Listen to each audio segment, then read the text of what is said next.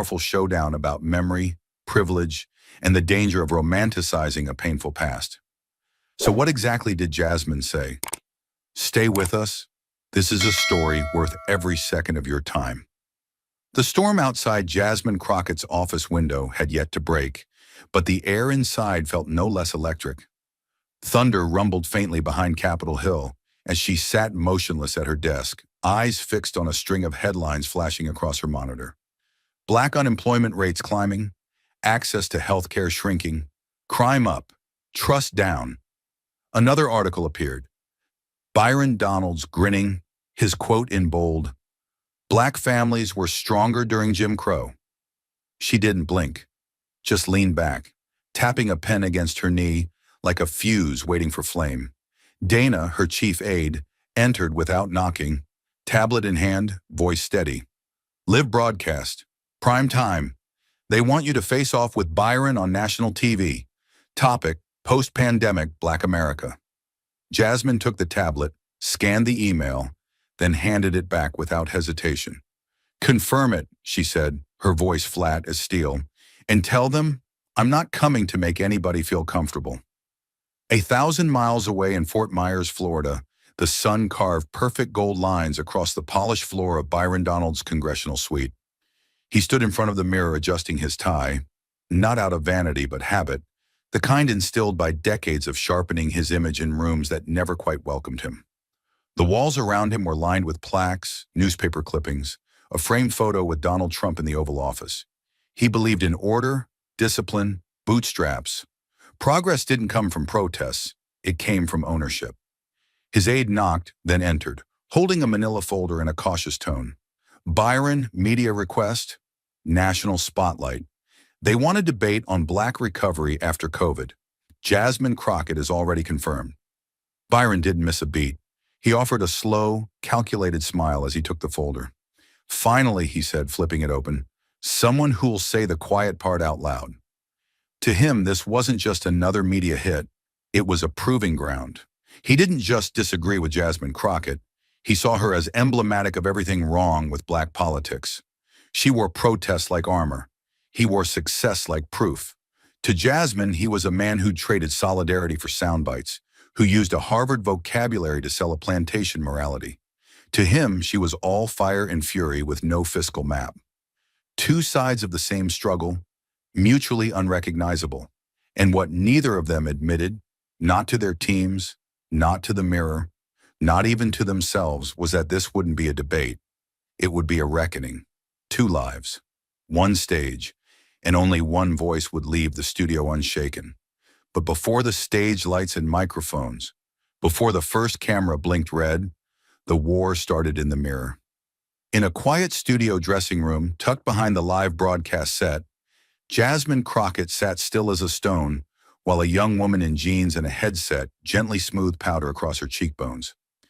Outside, producers scurried, clipboards clutched like shields, countdown clocks ticking toward zero. But inside, Jasmine's mind was miles away, drawn back to a night that still throbbed beneath her skin like an unhealed bruise. She was 9 when it happened. Her father had been arrested for protesting in Louisiana, demanding fair voting access for Black families shut out of the process. Jasmine had watched him get pushed into a patrol car with no sirens, just silence thick enough to choke. That night, her mother sat beside her in the dark and whispered, "One day you'll use your voice so no one can ever silence ours again." Jasmine never forgot it. That voice wasn't just hers now. It was every cracked voice that never got a microphone. 2 rooms away, Byron Donalds adjusted his cufflinks in front of a studio vanity, the scent of hairspray mixing with the scent of memory, the sharp scent of hot sidewalks, boiled pasta, cheap laundry soap. He'd grown up in Crown Heights, where gunshots taught punctuation and ambition was a private thing. His mother had worked double nursing shifts just to keep the lights on and the landlord quiet. She'd come home with sore ankles and no complaints, just soft hands that never trembled as she signed report cards or eviction notices. At 12, Byron had stood in a cracked mirror and made himself a promise. No one else gets to write how this ends. Not for me. Not ever again. He didn't believe in fairness. He believed in the fight. And now, standing under soft studio lights, he was ready to remind the world what that fight had taught him. And then, the countdown reached 0. The studio lights didn't blink. They slammed on, bright, white, merciless, erasing shadows, nerves, and any chance of retreat. A deep hush settled across the stage, thick as smoke.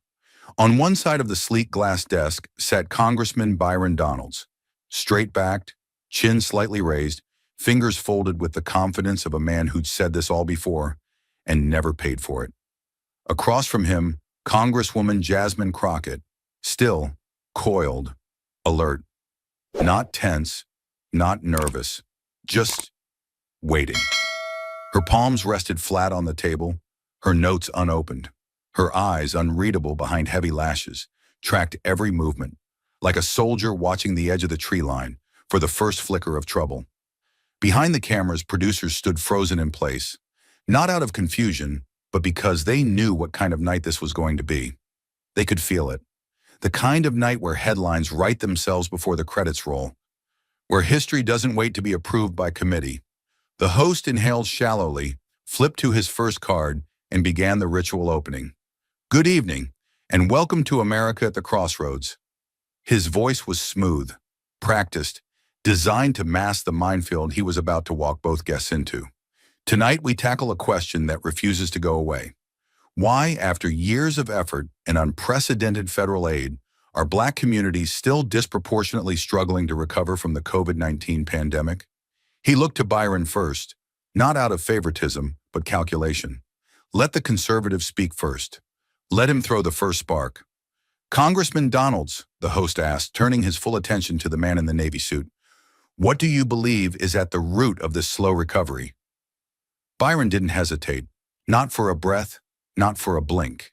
He leaned slightly into the mic, his tone measured, his cadence preacher smooth, but sharp as a filed-down key. "You know," he began, "back during the Jim Crow era, in the control booth, someone sucked in air too fast. Jasmine blinked once, her body not moving an inch. At least Black families had structure," Byron continued. Another producer muttered under his breath, "Oh no, we had discipline, we had values." The silence was instant and total, not reverent, not confused, just shocked. Jasmine didn't interrupt. She didn't flinch, but the air around her shifted, like barometric pressure before a tornado. Her gaze, focused, steady, cutting, never left his face. Byron kept going. "We didn't wait on handouts. We built. We endured." The host glanced down at his card, pretending to review it. In truth, he was stalling, searching for some invisible line that might bring this conversation back within the guardrails of polite political debate. "And in some ways," Byron said calmly, as if summarizing an economics textbook rather than decades of racial apartheid, "we were stronger for it." A full 2 seconds passed. On set, the temperature hadn't changed, but everyone felt colder. Jasmine still hadn't moved, but the way she sat had changed. She was no longer waiting. She was loading. No one noticed the blinking red light of the live camera anymore.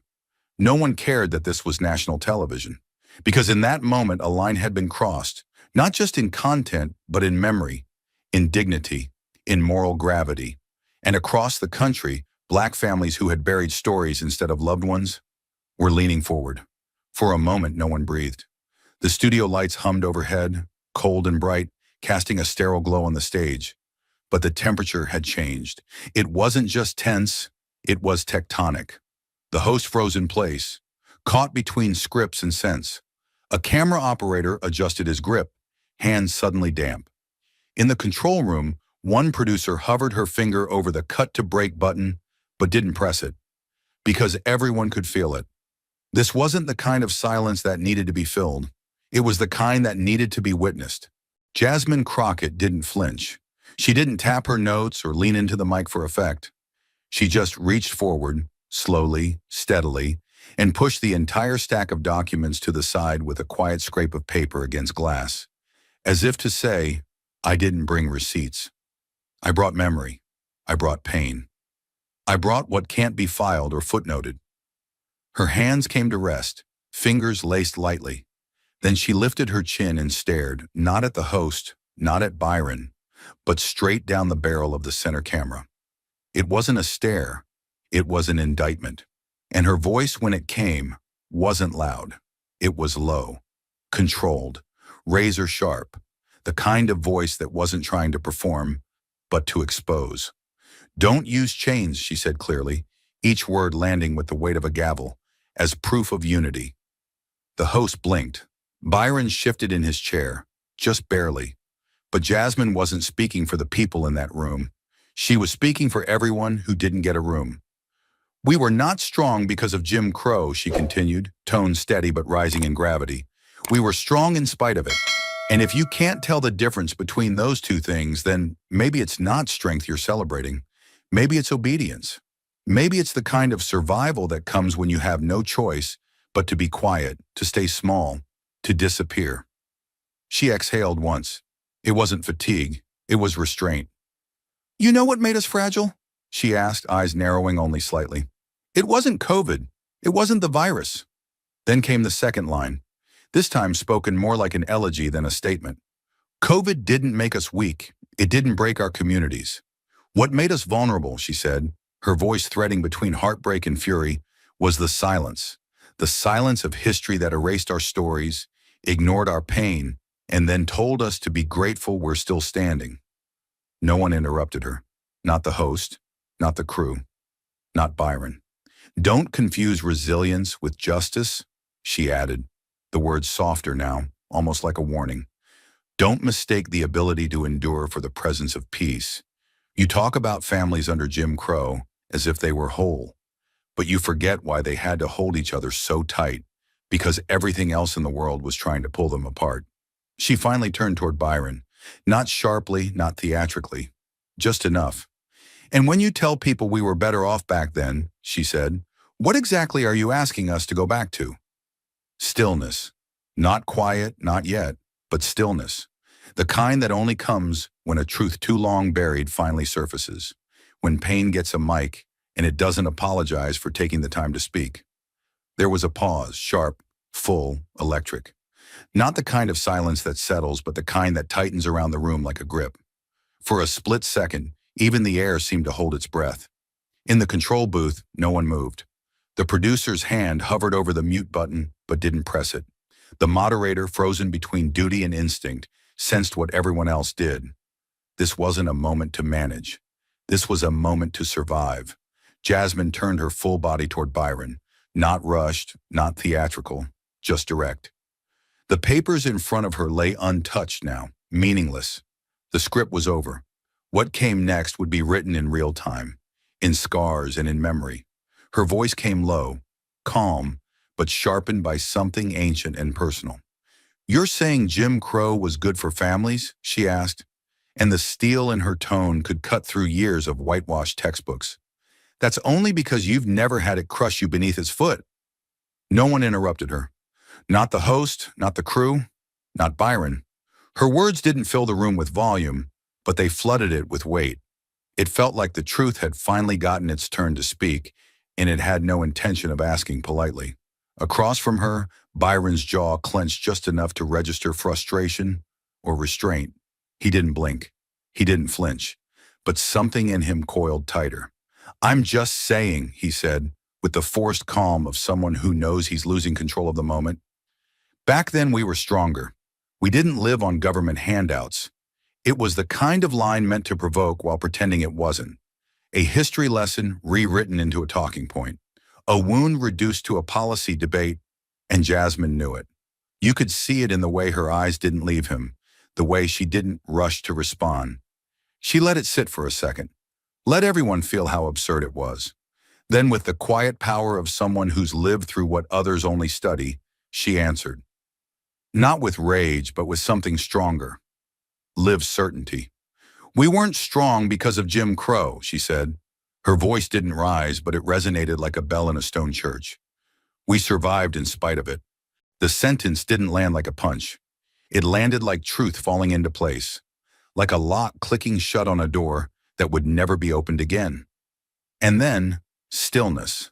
Not confusion, not awkwardness, recognition. The kind that humbles, the kind that hurts, the kind that makes people look down, not because they're ashamed of what was said, but because they know it can't be argued.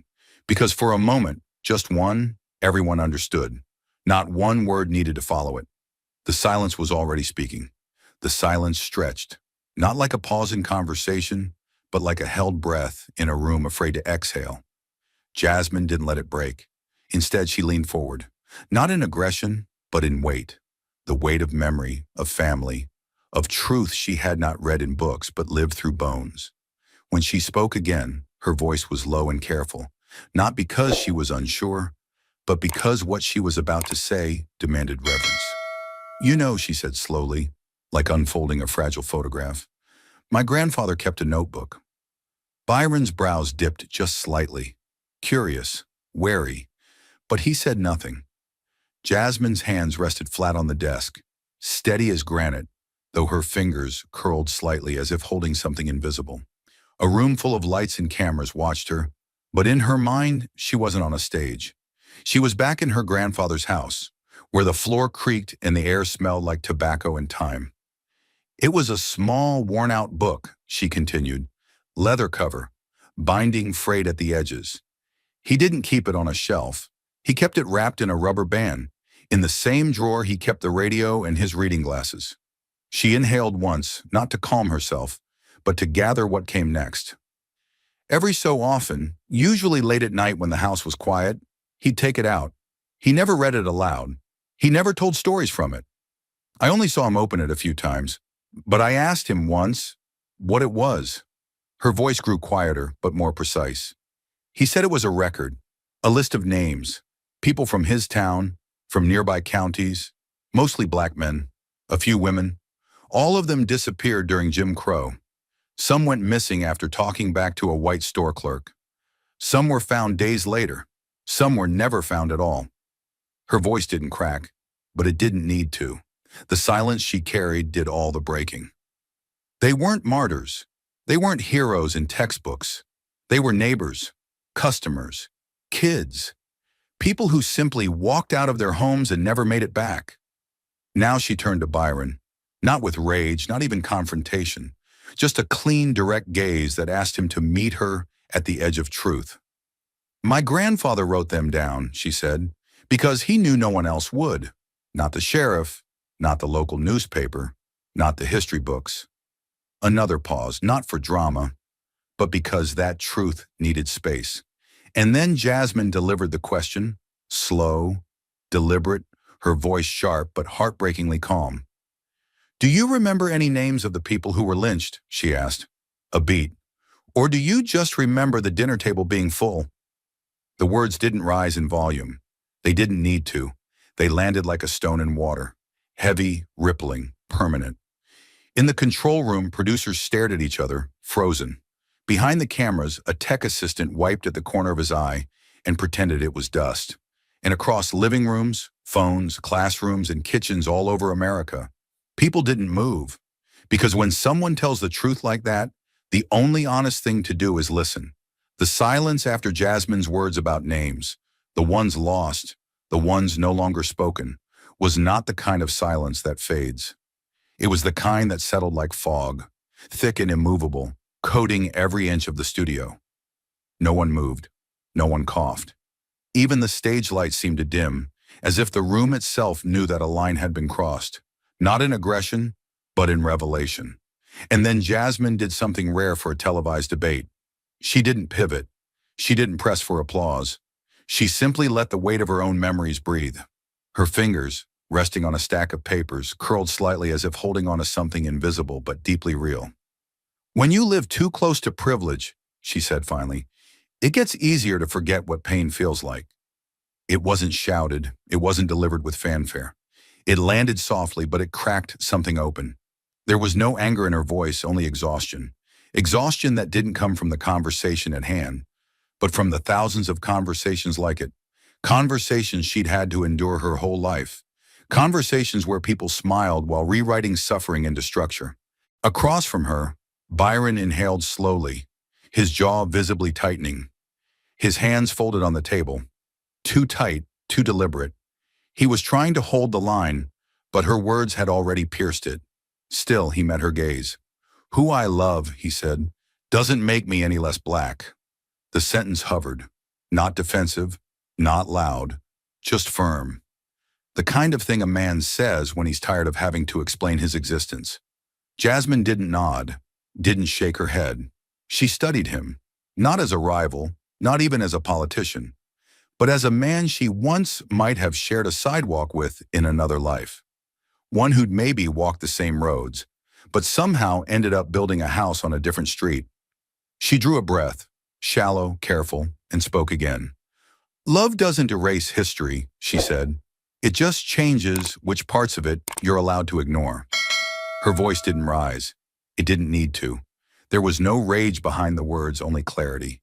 And it stung, not because it was cruel, but because it was honest. Brutally, unavoidably honest. For a moment, Byron didn't speak. He didn't even blink. He just sat there, holding the silence like a mirror he didn't want to look into. And across America, in living rooms and break rooms and classrooms, the stillness on screen bled into the homes of everyone watching, because in that instant, they weren't seeing two politicians. They were witnessing the fallout of history, colliding in real time. The studio lights dimmed, but the nation had already lit its own fire. It started with a ripple, a clip moment from the debate, just 9 seconds long. Jasmine Crockett, framed by the camera like a courtroom witness, looked straight ahead and said, "We don't need nostalgia, we need acknowledgement." The TikTok was posted by a Howard University student with no prior following. Within an hour, it had 400,000 views. By nightfall, it was stitched, subtitled, dissected in dorm rooms, churches, and barbershops. On Twitter, the hashtag number CROCKETSPOKETRUTH surged from obscurity to trending in 12 states. People didn't just repost it, they added their own stories. A mother in Detroit quoted Jasmine and added, "I lost my father to COVID while the government debated if we mattered." A teacher in Georgia wrote, "We told our students to study history and then we punished them for remembering it out loud." Comment threads weren't just chatter, they were testimonies. Survivors of redlining, children of the war on drugs, voters who'd waited in 6-hour lines in black neighborhoods, all suddenly speaking with the same rhythm. Not rage, but release. It wasn't just Jasmine's words, it was the way she had said them, calm but cutting, righteous but not rehearsed. America wasn't used to seeing a black woman speak that clearly, that directly, and still hold the room. While Crockett's voice echoed like a drumbeat through timelines, Byron Donald's name began trending too, but under very different lights. Civil rights organizations issued terse statements by morning. One group, the National Council for Racial Justice, called his remarks a polished apologia for generational violence. Black Lives Matter. Philadelphia issued a sharper rebuke. "This is what happens when power seduces memory. Mr. Donalds may have forgotten the lash, but the rest of us haven't." Even moderate black coalitions, who once supported Byron for his push for economic opportunity, now hesitated. The NAACP didn't name him outright, but shared a thread titled, "What Jim Crow Really Meant, a Reminder." Newsrooms scrambled. Commentators, many of whom had planned for a mild policy recap, were now re-editing packages into primetime pieces about racial memory and historical gaslighting. On CNN, Van Jones called the moment a generational gut check. On Fox News, a host warned, "This is what happens when the left weaponizes emotion against facts." But even there, something cracked. A conservative anchor paused mid-rant and admitted, "Honestly, I'm still trying to process what she said, because it didn't feel political, it felt personal." And in the chaos of all this noise, Byron Donald sat in a dimly lit car outside his home in Naples, Florida, watching the clips on loop. Jasmine's face, her voice, that TikTok. "We don't need nostalgia. We need acknowledgement." Over and over again, his wife, Marlene, had gone silent after dinner. Not angry, just distant. He'd tried to explain his point, about values, about family, about strength, but the words had begun to feel like paper shields against a storm that had already arrived. In the back of his mind, a line from the debate replayed, the one Jasmine hadn't yelled but whispered. Love doesn't erase history. It just shifts what part you're allowed to ignore. Meanwhile, in South Dallas, Jasmine Crockett walked into her district office to find 3 bouquets waiting. No names, just handwritten notes. One read, "Thank you for saying what my mother was too tired to explain." Another, "You didn't raise your voice, but you raised mine." Dana, her communications director, burst into the room. "It's everywhere," she said breathlessly. "People aren't just reposting you. They're organizing. They're writing letters to editors. Churches are quoting you, and colleges want you to speak." Jasmine sank slowly into her chair, eyes fixed on the wall where her father's mugshot from the 1965 Baton Rouge protest hung in a black frame. His expression there, half defiant, half worn, looked more familiar than ever. She thought of how he used to tell her, "The louder the silence, the deeper the truth." And suddenly she wasn't tired. She wasn't shaken. She was focused. Because the debate might have ended, but the real conversation about pain, proximity, memory, and identity had only just begun. The hearing was over. Cameras powered down. Microphones were unplugged. Aides buzzed around like bees trying to rebuild a hive that had just been struck by lightning. But Jasmine didn't move. Not immediately. She stood just inside the chamber doors, watching Byron disappear down the hallway toward the private side exit reserved for members. He didn't look back. Not that she expected him to. 27 minutes ago, they'd stood under the same lights, in front of the same audience, speaking the same language, and yet telling 2 completely different truths. Now the world outside that room was roaring with hashtags, opinion threads, push alerts, and think pieces. But here, in the long stretch of marbled silence between committee rooms, the noise hadn't caught up yet. Only the truth remained, bare, unpolished, unspun. Byron stood near a tall window at the end of the hallway. From there, the Capitol dome was framed like a photograph in motionless glass, an idealized silhouette of government that had just witnessed 2 of its own go to ideological war in full view of the nation. His suit was still crisp, but the shoulders sagged just slightly, as if something internal had unbuttoned. He didn't say anything at first, not until he heard her heels, not the echo of them, just the simple, steady rhythm of someone who wasn't done yet. "I was trying to talk about family," he said quietly, his back still turned. His voice had dropped an octave from its on-air cadence. No longer polished, not defensive. Almost weary. "About values, that's all. That's where I was coming from." Jasmine didn't respond right away. She reached him slowly, folding her arms not in defiance but in containment. The restraint it takes not to scream, not to educate someone for the 100th time, not to make him feel what she'd already spent a lifetime surviving. She stared out the same window but didn't see the dome. She saw her father in cuffs outside a polling station in East Baton Rouge. She saw her grandfather's journals, yellowed with time and stained with names of people who disappeared before they ever made it onto the rolls of history. She saw the little girl in her mother's lap whispering, "They don't hear us," and her mother whispering back, "Then one day you'll make them." When Jasmine finally spoke, her voice was low but unshakably clear, the kind of clarity that didn't need a microphone to be heard. "Wrong moment," she said. Byron turned toward her, brows knitting as if to plead without pleading. "Wrong example." Another pause. "And wrong tone." She didn't deliver the words like a punchline. She delivered them like a verdict. Byron opened his mouth, started to speak, then stopped. His jaw shifted, locked, then relaxed again. The words were there, but they were hollow, and he knew it. In that moment, whatever notes his team had prepped, whatever rhetorical defense he had rehearsed in green rooms across the country, none of it fit.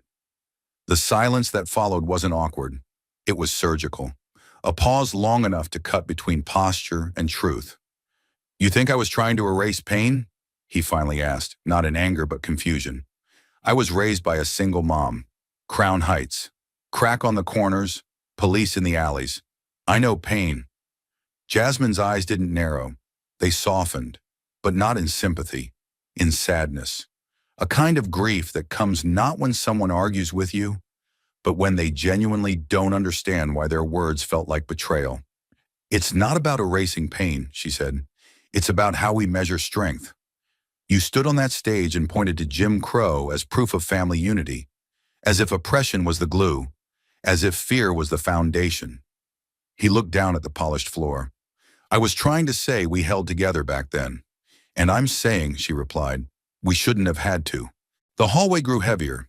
A Senate staffer walked by, recognized them both, and turned away quickly, like witnessing something holy or radioactive. Maybe both. Byron ran a hand along the back of his neck. His skin, usually warm with confidence, looked suddenly thinner under the fluorescent light. I wasn't trying to romanticize it, he said, quieter still. Jasmine shook her head, not in anger, but in the ache of too many conversations like this one. It doesn't matter what you were trying to do, she said. It matters what you gave permission for others to believe. He winced, just slightly, enough for her to know it landed. I said what I said, he replied, still holding on to something he didn't name. But I said it to remind people we had dignity. She stepped in just a little closer, not confrontationally, but with gravity. The kind of gravity that pulled truth out of silence. Dignity doesn't need to come wrapped in chains. Byron blinked. Hard. They stood in stillness again. The Capitol buzzed beyond the glass and down the corridor. Journalists filed early headlines. Twitter melted through its latest rotation of fury and allegiance. TikTok videos were already being stitched together with her quotes, his pauses, and the stunned expressions of the moderator caught in between. But here, just here, it was simple. Two people who shared a color, but not a code. Two voices that had risen from different roots, but were now caught in the same storm. Jasmine turned to go. She didn't need to win the last word, but as she passed him, she said it anyway. Software unforgiving. Family doesn't mean silence, and values don't mean forgetting where the bruises came from. She didn't look back. Byron didn't follow. But for the first time all night, he didn't feel like the last word belonged to him. She didn't look back, and yet the world kept following. From the sterile marble hallway of the Capitol to the raw, restless heartbeat of America, Jasmine's words refused to stay confined to C-SPAN replays or political recaps. They pulsed outward like a drumbeat, through dorm rooms lit with laptop screens, through community centers still haunted by silence, through churches where the pews were missing entire families lost during COVID. Her voice, calm, unsparing, alive with memory, wasn't just something people heard. It was something they carried. Within 48 hours of the broadcast, invitations poured in, not from cable news anchors or late-night talk shows, but from the places that mattered most. Southside Chicago, Baton Rouge, Oakland, Flint, Howard University, Spelman, Jackson State, places where grief hadn't been given a podium, where COVID didn't just take lives, it exposed the fault lines under them. Jasmine didn't seek the spotlight, but she didn't run from it either. She walked straight into the rooms that others had overlooked. The first speech was at a small auditorium in Milwaukee, standing room only. Rows of chairs filled with mothers who had buried more than one name, college students still wearing masks more out of trauma than habit, grandmothers holding photos of sons who died alone. There were no campaign banners, no applause meters, no consultants in the back of the room whispering about optics. Just people, wounded, waiting, watching. Jasmine stood at the edge of the stage, not behind the podium. She wore black, not for style, but for truth. And when she spoke, she didn't raise her voice. She didn't need to. They told us it was a pandemic, but for some of us, it felt like confirmation. The room went still. Confirmation that when systems crack, we're the ones who fall through. A woman in the third row began to cry, not loudly, but with that silent kind of weeping that comes when you finally feel seen. During COVID, Jasmine continued, we lost elders who were holding the last threads of memory. We lost parents who were holding 3 jobs and a child's hand. And when we asked why the resources didn't reach us, they told us to be patient. Patient while the air left our lungs. She paused. Let it settle. Byron wanted to talk about families under Jim Crow. I want to talk about families now. Families who live three to a room because redlining never left. Families who can't get a loan because their zip code speaks louder than their credit score. She didn't name him to attack. She named him to frame the stakes. It wasn't a feud. It was a fault line. A professor in the front row nodded slowly, her eyes glossy. She had taught about structural racism for 20 years, but Jasmine made it breathe. Strength isn't surviving oppression quietly, Jasmine said. Strength is looking injustice in the face and refusing to be gaslit by nostalgia. The audience stood, not in a choreographed way, but in a wave, like something inside them had been called up to its feet. The speech went viral. Again. But this time, it wasn't the clip of the debate. It was Jasmine's new sentence, recorded by a student's cracked iPhone, and posted with a caption that read simply, "She said what we were all trying to say." "We don't need nostalgia," Jasmine had said. "We need recognition." That clip was played on church projectors in Alabama. It was printed on posters in Newark. It was sampled into a spoken word piece by a black teenager in Minneapolis whose brother had died alone in an overfilled ICU while waiting for a ventilator that never came. The next week, she spoke in Detroit, then New Orleans, then in a modest Quaker meeting house in rural North Carolina, where an elderly black woman took her hand afterward and whispered, "You remind me of Fannie Lou Hamer, if she carried a law degree and fire in both fists." But not every response was admiration. Conservative outlets accused her of politicizing pain. Online pundits tried to twist her words into anger. One Fox host asked if she hated America. Jasmine didn't respond with press releases or think pieces. She responded by showing up. In Pittsburgh, she met with union organizers who had lost a third of their membership to COVID. In the Bronx, she sat in a barbershop with 3 teenage boys who asked, "Why didn't anyone come for us sooner?" She didn't offer them easy answers. She offered them memory and the tools to build something louder than it. Byron, meanwhile, was disinvited from a conservative family values conference in South Carolina. Quietly, no press release. Just a call from the organizers suggesting this year might not be the right time. A leaked email from a church-affiliated past described his comments as historically misinformed and politically costly. One line in the message stuck out.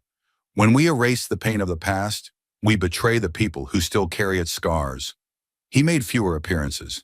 He posted a video clarifying that he never meant to glorify oppression, but the comments section had already been claimed. Most of them weren't even angry. They were disappointed. And Jasmine kept moving. She didn't gloat. She didn't tweet triumphs. Instead, she spoke in Fresno, where she met a nurse who had lost both parents and now worked night shifts because grief didn't pay bills. She walked through a black cemetery in Georgia where fresh graves had no headstones yet, because families were still choosing between rent and markers. At one event, a child asked her, "Are you a hero?" Jasmine crouched down and said, "No, baby. I'm just someone who didn't let them turn my silence into safety." And that became the new quote. Not a slogan, a map. But while Jasmine rose into a whirlwind of affirmation and solidarity, Byron began to feel something else entirely.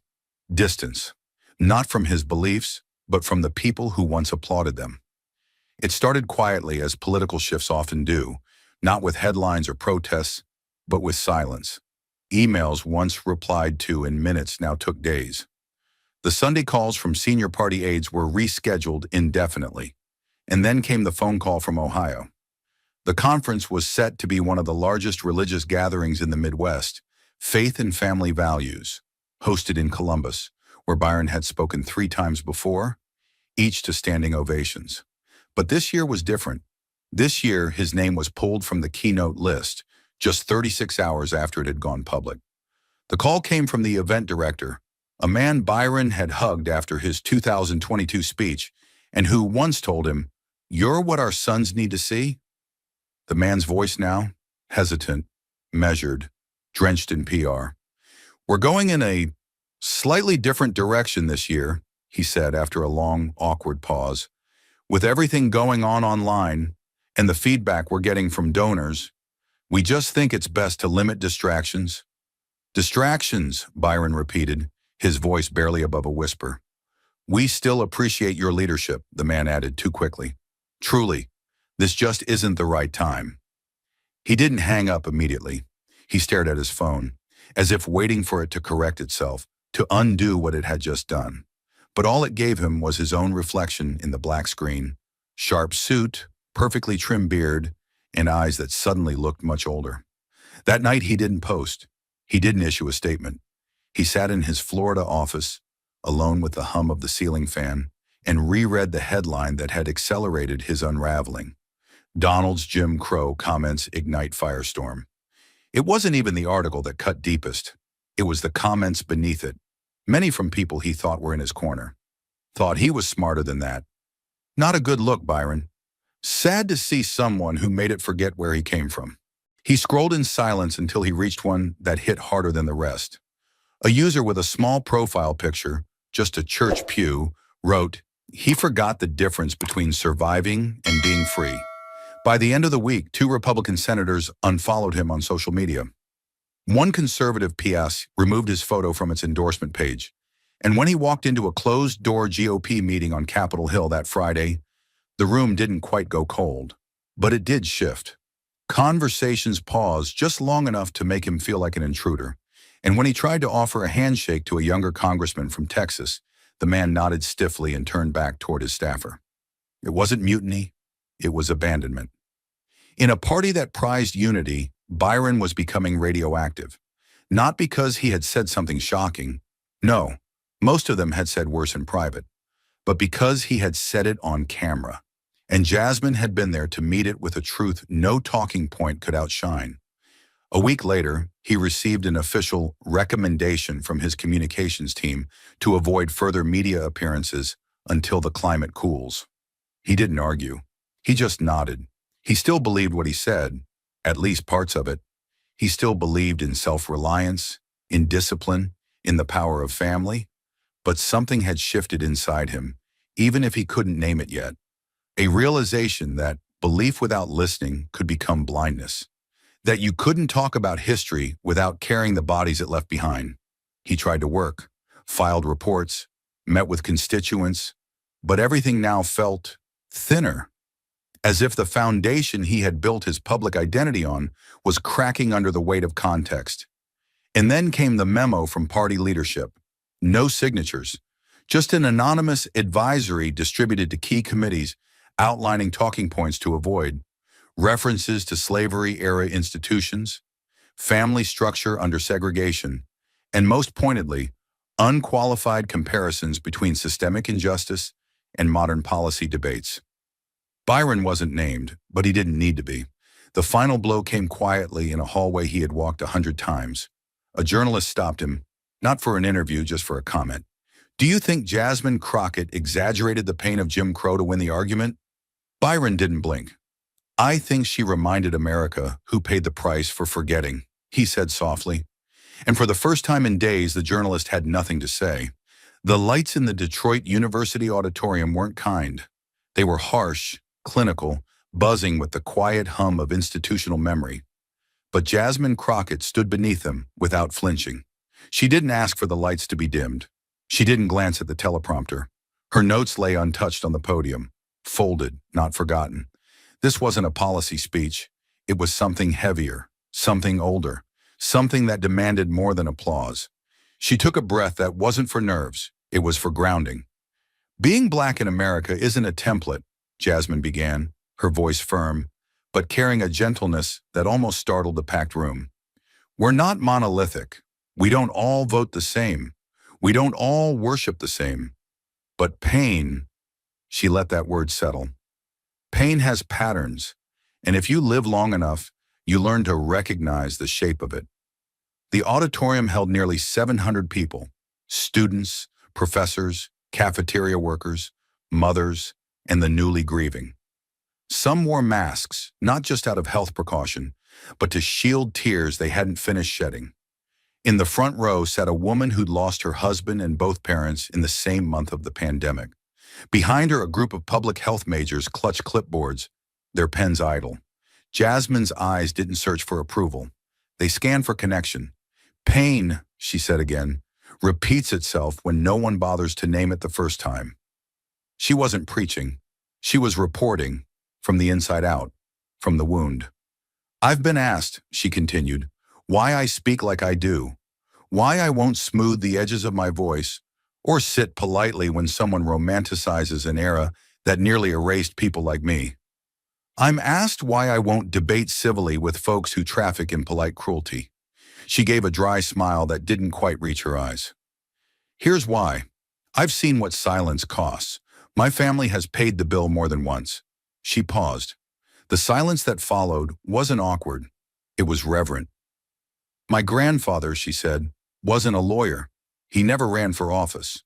But he had a notebook, spiral bound, kept it in a drawer under the radio. And in that notebook, he wrote names. Names of black men and women from our town in Louisiana who disappeared, who were taken, beaten, jailed, or never came back from a walk. Her voice didn't waver. If anything, it deepened. He told me, "We keep the names, Jasmine, because if we don't, they never existed." A shudder moved through the room like wind through tall grass. Jasmine let it pass before she continued. "When I speak, it's not for sound bites. It's for the people in that notebook. It's for the aunt who raised a household while the government labeled her lazy. It's for the neighbor who died gasping for air while the nearest hospital said, 'We're at capacity.' It's for every child who had to Zoom into class while grieving someone who couldn't afford to go to a doctor." At that, a student in the third row lowered her phone, stopped recording, and just watched, bare-faced, raw, and fully present. A clip from her televised debate had gone viral earlier that week. A TikTok account called Real Talk for Change had looped her most cutting line. "We don't need nostalgia, we need acknowledgement." It had over 4 million views. Not because it was flashy, because it was true. Jasmine didn't reference the clip. She didn't need to. "I don't come here today with answers wrapped in ribbon," she said. "I come here with truth that hasn't been filtered through poll testing or softened for respectability." A professor near the back rubbed his hands together nervously, visibly moved. One of the university's trustees, an older black woman in a navy blue suit, lowered her head for a moment, pressing her fingertips together in a silent amen. "I say this to the next generation," Jasmine continued, her voice gaining a sharper edge. "If you have a voice, use it. Use it when it's inconvenient. Use it when it costs you. Use it not to rewrite the struggle, but to remember it correctly. Not to make it polite, but to make it impossible to ignore." Now the room stirred, not with noise, but with electricity. If they tell you to wait your turn, ask them what time they're keeping, because we've been waiting since before they let us read. Then she stopped speaking, not for applause, but because she had said enough. What followed wasn't a cheer or standing ovation. It was a silence so complete it could have cracked glass. The kind of silence that only happens when truth stops a room cold. Not because people disagree, but because they suddenly remember something they've been trying not to. And far beyond that auditorium, miles away in a fifth-grade classroom in Houston, Mr. Lincoln, a history teacher with sleeves rolled up and a quiet defiance in his eyes, played that same debate clip on a dusty smartboard. He didn't speak while it played. He let Jasmine's words do the work. When the clip ended, a student raised his hand. "Mr. Lincoln," he asked, "did she get in trouble for saying all that?" Mr. Lincoln smiled, not smugly, but with the kind of relief that comes from knowing something true had landed exactly where it needed to. "No," he said, "she got heard." And somewhere in Detroit, as Jasmine Crockett stepped off the stage and back into the shadows of the university hallway, she didn't feel victorious. She felt responsible, because being heard was just the beginning. It had been 3 weeks since Jasmine Crockett walked off that soundstage, but the world hadn't moved on. Not really. What was meant to be just another televised debate had turned into something else entirely, a cultural reckoning captured in high definition and replayed on every device with a screen. But tonight wasn't about ratings or sound bites. Tonight, Jasmine stood backstage at a small community theater in Birmingham, Alabama, far from the lights of Capitol Hill, farther still from the suits who'd tried to define her tone. The stage wasn't large. The spotlight didn't hum. There were no countdowns in her earpiece.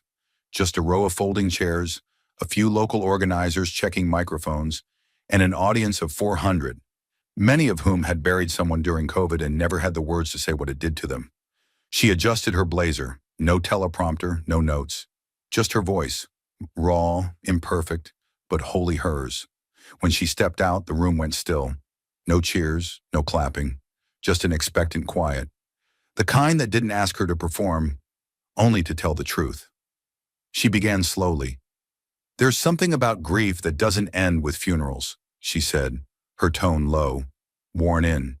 "It lingers in grocery lists that don't include your mother anymore. It waits in voicemail inboxes you haven't opened since the hospital. It doesn't need your permission to stay. And when a nation loses over 1 million people in silence, without acknowledgement, without proper mourning, that grief becomes something else." A pause.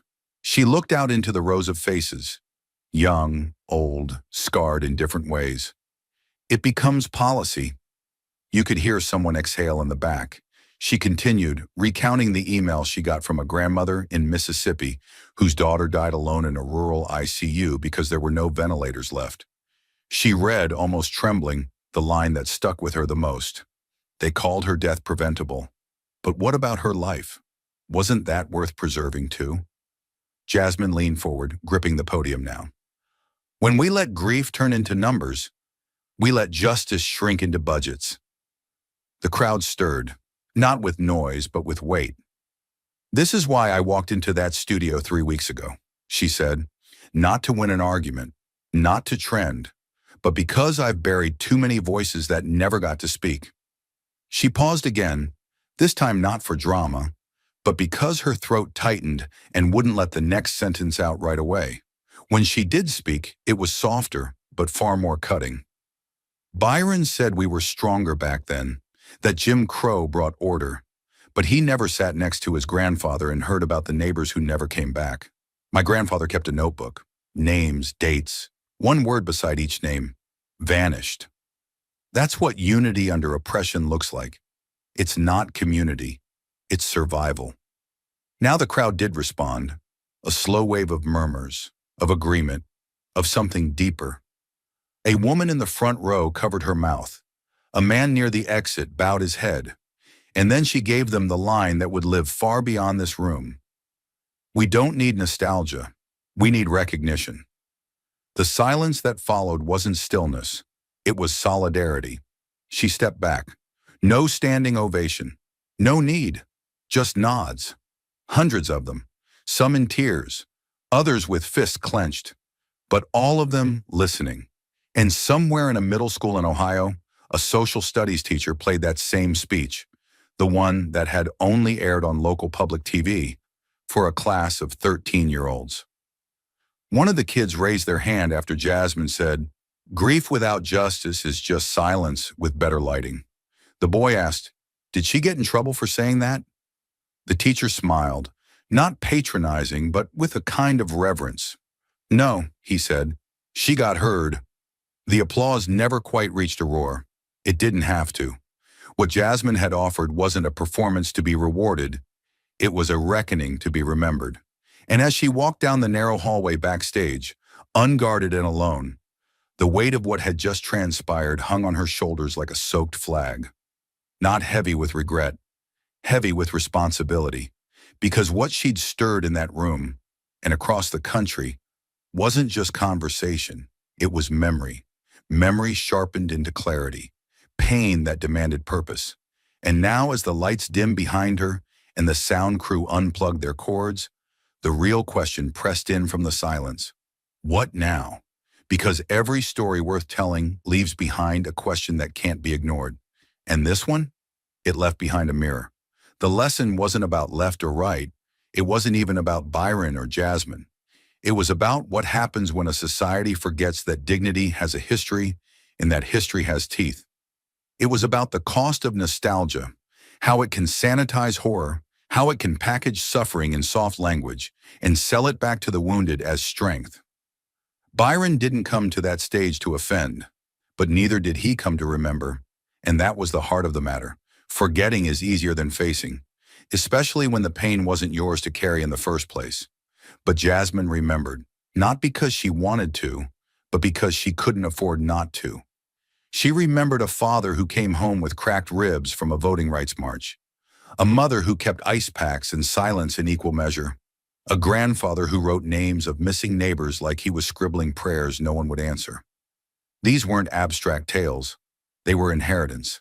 And in a world eager to bury the past under talking points, Jasmine chose to exhume it. That choice was the story, because courage isn't volume, it's clarity. It's the decision to speak plainly when euphemisms are safer. It's looking a colleague in the eye, someone who shares your skin but not your view, and telling him that his version of the past might comfort him, but it costs others too much to be left unchecked. Jasmine's voice wasn't designed to soothe. It was designed to cut through static, and it did. It cut through the algorithms that reward outrage but punish nuance. It cut through the punditry that reduces identity to a demographic box. It cut through the idea that success in Black America must look one way, think one way, vote one way. What she offered wasn't a script. It was a challenge. Can you love your people enough to tell them the truth, even when it's inconvenient? That was the lesson. Because justice isn't just a verdict. It's memory honored. It's pain acknowledged. It's saying, we survived despite. And then fighting so others won't have to do the same. And what Byron didn't understand, or couldn't admit, was that silence isn't strength. Politeness isn't progress. You can't reconcile what you refuse to remember. And you can't uplift people by erasing the ground they bled on. By the time Jasmine reached her hotel room that night, she knew the backlash would come. It always did. Some would call her divisive, others ungrateful. A few would even accuse her of weaponizing pain, but she didn't care. Not because she was immune, but because she was clear. Don't confuse survival with healing, she had said, and don't confuse my willingness to remember with your comfort to forget. That line alone had made its way into classrooms, sermons, campaign speeches. Not because it was perfect, but because it was honest. And in a country still dragging its trauma behind it like an invisible anchor, honesty was its own kind of revolution. Jasmine Crockett didn't come to rewrite history. She came to rescue it. And in doing so, she reminded every Black child who'd ever been told to move on, every elder whose grief had been brushed off as ancient wounds, every family that buried more than a loved one during the pandemic, that their stories mattered. That memory was not a burden, but a weapon, that the truth might not set them free overnight, but it would keep them from being erased. That's the legacy of what happened on that debate stage. Not a viral clip, not a trending hashtag, but a restored voice. And the lesson? That history doesn't need to shout, it just needs to be heard. But remembering, as Jasmine made clear, is only the beginning, because memory without movement is just mourning. She stood not for applause, but for action. And now that action must shift from one voice on a stage to many in the streets, the classrooms, the courtrooms, and the ballot boxes. Jasmine's words echoed like a live wire through the country's spine, not because they were beautifully delivered, but because they were painfully overdue. And they left everyone watching with a choice: stand in silent admiration or stand with her. Because if truth is only admired and never enacted, then it dies in the air it travels. She made it clear: don't just retweet my courage, replicate it. And that is the call. To the student sitting in a classroom where Black history is treated like a footnote, ask the hard questions.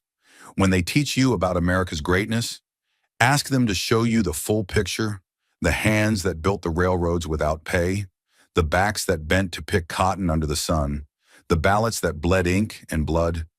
Ask not out of defiance, but out of devotion to truth. Because silence is not safety, it's surrender. To the teacher unsure if they should include stories that make some parents uncomfortable, teach them anyway, not to shame the children, but to free them. Because ignorance doesn't protect, it imprisons. Jasmine's story didn't start on a stage. It started in a home where her father's bruises taught her what voting really costs. That story deserves a place in every civics class in the nation.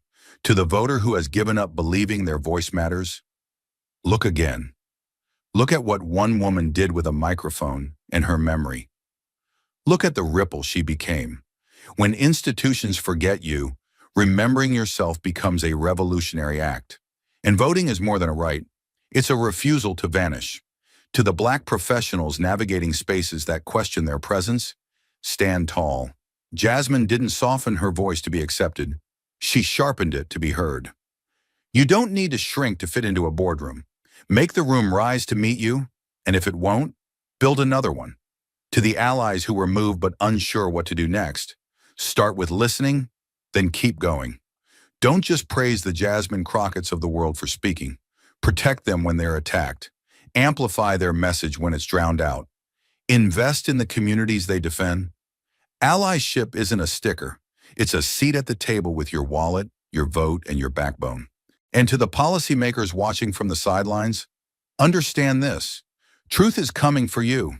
It may wear a suit. It may quote legal precedent. It may sit in hearings and smile for the cameras. But beneath it will be the names of every grandmother denied health care, every family broken by a false arrest, every child born into a zip code where funding dies on arrival. Jasmine didn't just speak for herself, she summoned them all. And she isn't done, because the next stage won't be made of polished wood under hot studio lights. It'll be the floor of Congress, the bench of the courtroom, the streets where protests become policy. The debate wasn't the climax, it was the drumbeat. The real battle is who gets to write tomorrow's textbooks, design tomorrow's laws, shape tomorrow's memory. So stand with her, not with applause, with action. Call your representatives. Demand curriculum reform that tells the whole truth, not just the comfortable version. Fund mental health resources in communities ravaged by loss. Repeal policy. In just 7 minutes outside a Dallas community center, Jasmine Crockett was approached by a homeless man asking for $1. There were no cameras, no applause. Just one woman refusing to look away from a man the system had already forgotten. And what she did next didn't just change Roy's life. It cracked something open in hers. It brought back a memory she hadn't faced in decades. So what exactly did Jasmine do? And why did it leave everyone who witnessed it stunned into silence? Stay with us. This is a story worth every second of your time.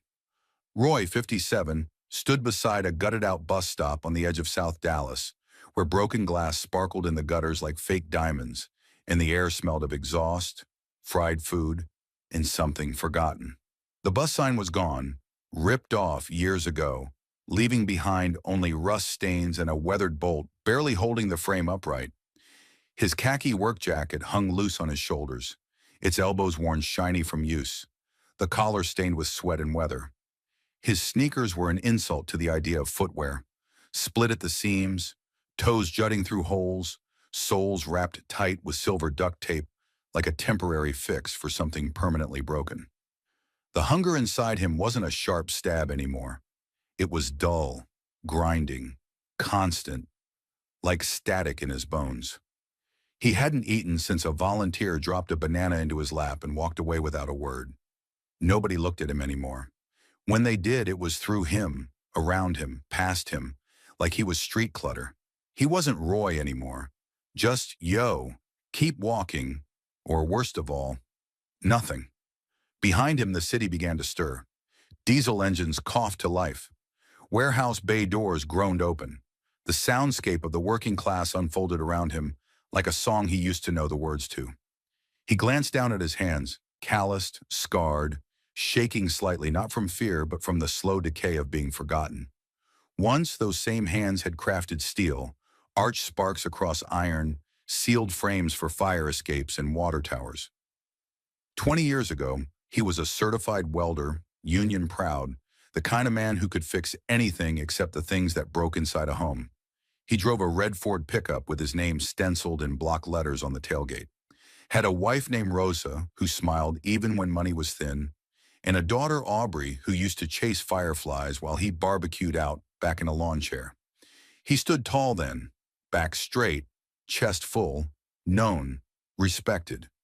But life has a way of hitting a man sideways, not like a punch, but like a slow flood that drowns you before you realize your feet left the ground. Then the loudspeaker crackled to life. Static first, then a clipped female voice. Attention! Community outreach begins in 10 minutes. Congresswoman Jasmine Crockett will be arriving shortly. Roy turned his head. Across the street, a small crowd was gathering in front of the Martin Luther King Jr. Community Center. He squinted at the stage being assembled. Nothing fancy, just a mic stand, some folding chairs, a plastic banner flapping weakly in the breeze. He shifted his weight, ready to walk the other way. That's what you learn out here. Don't linger near attention. It invites trouble, but something in the voice, the clarity, the steadiness, made his feet pause. He stood there halfway between going and staying, between being a ghost and being seen. And for reasons he couldn't explain, he stayed. She arrived without fanfare, no sirens, no convoy of black SUVs, no swarm of press with lights blazing. Just one black sedan pulled curbside, and out stepped Jasmine Crockett in a navy blue suit that looked pressed but lived in, like she didn't have time for vanity. One aide followed close behind, clipboard in hand, whispering something she waved off with the ease of someone who had bigger things on her mind. The crowd began to close around her, tight, eager, almost reverent. Phones were lifted discreetly. A few journalists angled their bodies like they were pretending not to film. Jasmine didn't slow her pace. She walked with quiet purpose, not trying to own the moment, just inhabiting it. No smile for the cameras, no nod to the headlines. Just handshakes, eye contact, and the kind of good morning that sounded like she meant it. Roy watched from across the street, half shadowed by the rusted frame of the abandoned bus stop. His eyes narrowed, not with suspicion, but with the disbelief of someone who had been let down too many times to trust appearances. He didn't know who she was, only that people were listening, actually listening, and she wasn't performing. That's what got him, the stillness in her eyes, the way her shoulders didn't lift like she was bracing for a fight, but dropped slightly like she'd already survived one. He felt something stir in his chest, quiet, dangerous hope. His fingers clenched tighter around the strap of his bag. And then, without meaning to, Roy moved. He stepped forward, 1 foot past the gutter, onto the sunburned pavement. His legs felt heavier than they should have. The heat rising off the sidewalk made it feel like walking through a dream. People in the crowd noticed him. Some shifted slightly, giving sideways glances like they caught a whiff of something they'd rather not name. A teenage boy nudged his friend and muttered. Someone else took a deliberate half-step back. Roy kept moving, heart thudding, throat dry. Jasmine was just 10 feet away now, speaking to an elderly woman in a green church dress. Roy didn't want to interrupt, but something told him if he didn't speak now, he never would. He cleared his throat. It came out more like a scrape than a sound. Jasmine turned gently, her attention sliding toward him. Not with alarm, not with dismissal, but with readiness. Roy stood still, shoulders slightly hunched, breath shallow. His voice cracked, not from weakness, but from the rust of too many days without use. "Excuse me," he said, eyes not quite meeting hers. "Now could I borrow $1?" The words had barely left Roy's mouth. They didn't echo. They didn't bounce off the walls or stir applause. They just hung there, quiet, raw, exposed, like laundry strung across a battlefield. And then the silence hit, the kind of silence that makes people shift uncomfortably. Not because they're in danger, but because they've just been reminded someone real is standing in front of them. Not a speech, not a problem, a man. You could feel the tension ripple through the crowd like a cold front sliding in. Heads turned, but not toward Roy, to each other, as if silently asking, "Is he serious?" One woman clutched her handbag tighter. A boy in basketball shorts elbowed his friend and whispered, "He's crazy." And just loud enough to sting, someone behind Roy muttered, "They'll let anyone in these things now, huh?" Then came the laugh. Not loud, not brave, just enough to cut. A 20-something with a perfect haircut, sunglasses on top of his head, snorted and said, $1? Come on, man, that's pathetic. A few people smirked. Not because they meant to be cruel, but because cruelty, when disguised as comedy, always gets a pass. No one told Roy to leave. No one had to. That's what made it worse. They expected him to shrink, to apologize, to disappear on his own. But Jasmine didn't look away. She didn't glance to her aide, didn't scan the crowd for security, didn't check for a camera. She looked only at him, and it wasn't pity, it wasn't fear. It wasn't the kind of stare that people give when they're being polite, but secretly calculating how fast they can move on. It was steady, human. She wasn't staring at his dirt. She was trying to find his face inside it. For a second, Roy didn't know what to do. His fingers twitched. He shifted his weight, instinctively ready to back away. That's what usually happened. He stepped forward, and the world stepped back. But now the world wasn't moving. Only her eyes, and they weren't leaving. Then came the voice. Low, plain, honest. What's your name? That question hit harder than any insult he'd ever taken. Roy felt his throat tighten, not from embarrassment, but from how long it had been since anyone asked him that like it mattered. He opened his mouth, but nothing came out at first. Just air. He swallowed, blinked, looked around to see if she was actually speaking to him. She was. Roy, he said finally. And the moment he spoke it, his name, it didn't feel small. It didn't feel broken. It felt like a key he'd forgotten he was still carrying.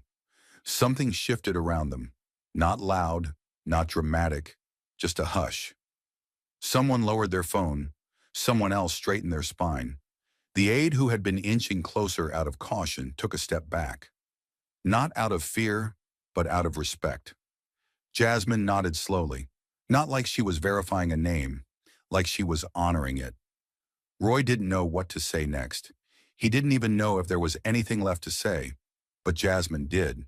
She said it like a truth she didn't need to rehearse. Sometimes, she said, her voice low and even, you don't need food first, you just need someone to see you. And right then, in that unbearable stillness, between the cracked sidewalk and the judgment in the air, Roy was no longer a stranger, no longer an obstacle, no longer invisible. He was Roy. Jasmine turned slightly, just enough to find her aide. Mark, maybe 29, dressed too sharp for the heat, earpiece in, tablet under his arm. Her voice was calm, but it carried the kind of weight that didn't allow pushback. I need food, she said. Something hot. Chicken, vegetables, real food, and cold water. Not from a vending machine. Not in a plastic bag. Mark blinked as if trying to compute whether this was optics or a test. From where? He asked. Jasmine didn't answer. She didn't need to. She just gave him a look, barely a tilt of her head, and Mark moved, fast. She watched him go, just long enough to make sure he understood she was serious. Then she turned back to Roy, and without a word she lowered herself to the ground. Not just a squat, not a politician's lean in for the camera. She sat, right there, on the concrete steps of the MLK Community Center, beside a man with duct tape on his shoes and sunburn on his neck. Her knees folded, her hands braced at her sides. The hem of her skirt brushed the grime of the sidewalk. A smear of dust caught her sleeve. She didn't adjust it. She didn't pat her clothes. She didn't act like anything about this was beneath her. Across the crowd, people started murmuring. It wasn't outrage, not yet. It was confusion, discomfort, the kind of collective body language that says, this isn't how things are done. A few folks lifted their phones again, slowly, some out of curiosity, some out of disbelief. A woman in a peach sundress whispered to her husband, is she really sitting down? A man in a blue ball cap shook his head and muttered, this better not be a stunt. Jasmine didn't react to any of it. Then came the reporter. He slid through the crowd with that self-important gait of someone who always had access, always had questions, always assumed he was the smartest person in the room. Press badge flapping, camera trailing behind. He crouched slightly, not out of respect, but to make sure the frame got his face and hers in the same shot. Congresswoman, he called out, tone already preloaded with sarcasm. Is this your idea of addressing homelessness? Sitting on the pavement with him? For a second, Roy stiffened. Not from anger, from shame. That word, him, like he wasn't even present, like he wasn't sitting right there. He glanced away, bracing for Jasmine to stand, to recover, to brush herself off and step back into the language of policy. But she didn't even look at the reporter. She stayed where she was, ground level, shoulder just inches from Roy's, hands resting casually on her knees. Her chin tilted slightly, eyes still fixed on the man beside her. Her voice, when it came, was steady and low. No trace of apology or defensiveness. Just truth. "No," she said. "This is lunch, and he's a man." 5 words. No podium. No applause. Just a line of pure defiance wrapped in quiet grace. The reporter opened his mouth, then closed it. The camera behind him kept rolling. But no one moved. No one dared interrupt the silence that followed, not because it was tense, but because it was right. Jasmine didn't look triumphant. She looked human. And next to her, for the first time in a long time, so did Roy. He didn't say anything. He couldn't. But the feeling was immediate, like something sacred had cracked open inside him.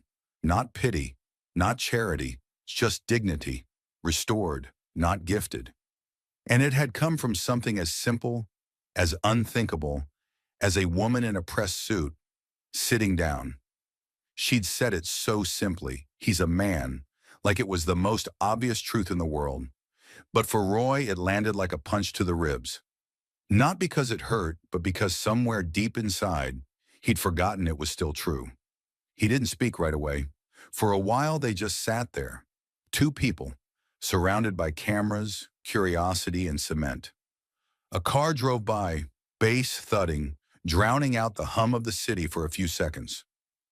Roy watched the traffic, light across the street, blink from green to yellow to red, and for the first time in weeks, he didn't feel like the one who was stuck. Jasmine didn't rush him. She didn't ask again. She just waited, like time belonged to him now. And maybe for the first time in a long time, it did. Then, without looking at her, he spoke. "My back went out on a job site in Fort Stockton," he said, his voice dry, low. "Lifting a pipe. Should have had someone else there, but they were short-handed. Boss told me to just handle it." He paused, jaw tight. Felt something pop. Dropped to my knees. They blamed me.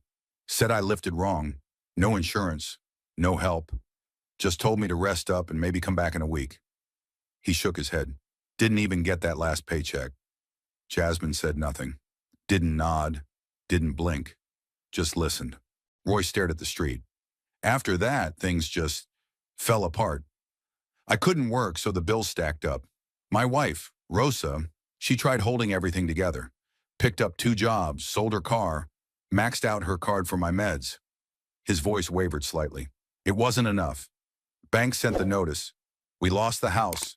And then she left. He paused, swallowed. She left me a note, he said. Said, "I still love you, but I can't go down with you." His throat closed for a beat.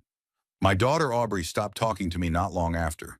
She was 17. I think she didn't know what to say, or maybe she was just mad.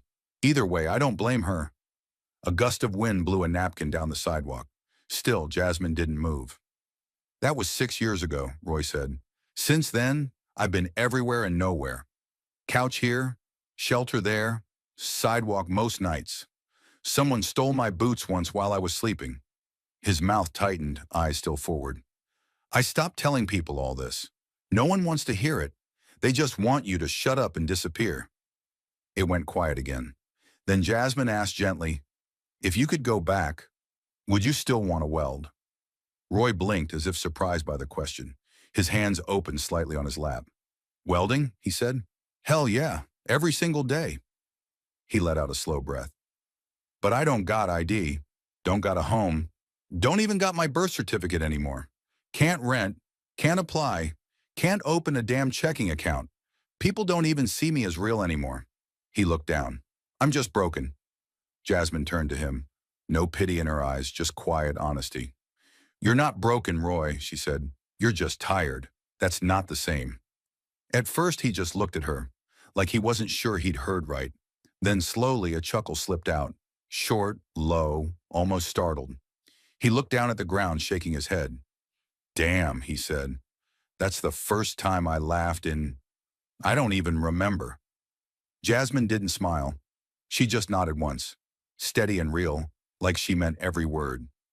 Roy's laugh faded into the air like smoke from a fire that hadn't quite gone out. For a second, neither of them spoke. But something had shifted, not just between them, but around them. The noise of the crowd dulled. The weight in Roy's shoulders lightened, just barely. It was the kind of silence that didn't beg to be filled. It just made space. Jasmine reached into her back pocket. Not her purse, not a handbag, not something scripted, but the back pocket of her blazer, like someone pulling out a lifeline without ceremony. She unlocked her phone, eyes still on Roy, fingers moving fast. She wasn't texting. She was dialing. Roy watched her, confused, unsure if she was pulling away or calling for help, but her face didn't shift. Calm, director. All business, but not cold. She brought the phone to her ear. A second later, her voice dropped low, firm. Hey, it's me. I need a room. 7 nights. Clean, safe. Close to Lancaster and Grand. She paused. No, not for me. It's for someone else. No traffic. First floor, if you got it. Yeah, that one works. Another pause. Great. Thanks. I'll have someone cover it. An hour tops. She ended the call without fanfare, then turned to Roy like nothing she'd done was extraordinary. He blinked, still processing. What size shirt you wear? She asked, her tone so casual it made the question feel like an afterthought instead of what it was. A turning point. Roy stammered, not out of embarrassment, but disbelief. Large, I think. Pants.